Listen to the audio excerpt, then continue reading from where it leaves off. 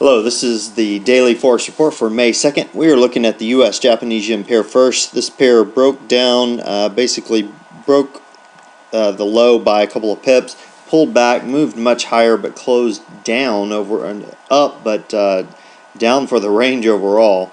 Definitely still moving to the downside. Look for it to potentially go as high as 82.07, possibly as low as 80.60. Look for some resistance around 81.63. and look for some support around 80.75.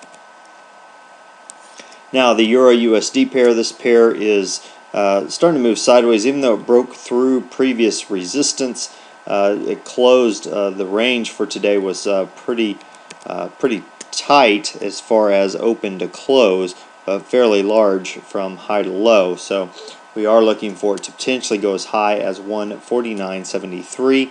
possibly as low as 14700. Look for some resistance around 14900 and look for some support around 14750.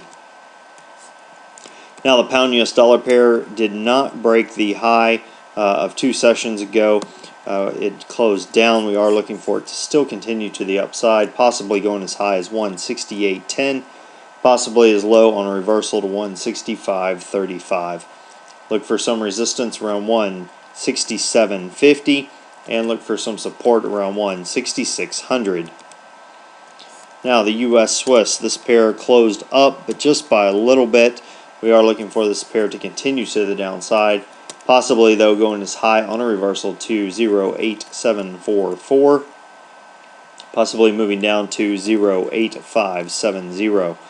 Look for some resistance around 0.8700 and look for some support around 0.8625.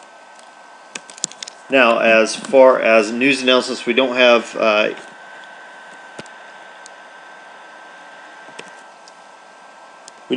too many news announcements for tomorrow. One at 12:30 a.m. Eastern Time during later tonight. We have the Australian Reserve Bank releasing their rate decision. Consensus is they're going to hold rates at 4.75%. Now we also have the Eurozone releasing their Producers Price Index. Consensus on that is that it's going to hold at 6.6%, which was the previous number. That's being released at 5 a.m. Eastern Time. Alright, now what am I looking for during this next session? Well, if we go to the 4-hour time frame on the Euro USD, back out just a little bit, you can see that we have a trend that's been moving to the upside. We do have a trend line here. Actually, it goes back even further than that. Let me zoom out a little bit, get a better look at it. There we go.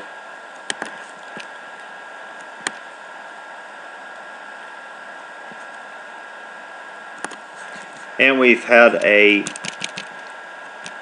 swing trade set up over the past 3 bars. And so I'm looking for a breakout to the downside. It looks like it's tested it once, real close to it, tested this area. Looking basically for a sell here, break down, and then come down and hit our trend line here, which is right in line with previous areas of support. I do believe we'll get this during this next session, or during the next couple of 4-hour sessions rather, bars, and that would be a 32 pip gain. So that's what I'm looking at, using a risk to reward of 1-to-1. You can see here that we've had a fairly strong area of support right where the trend line would hit, coming down. This pair has been just moving sideways over the past several 4-hour periods. Well, that about wraps us up for today. Until next time, this is Jason Fielder. Good trading.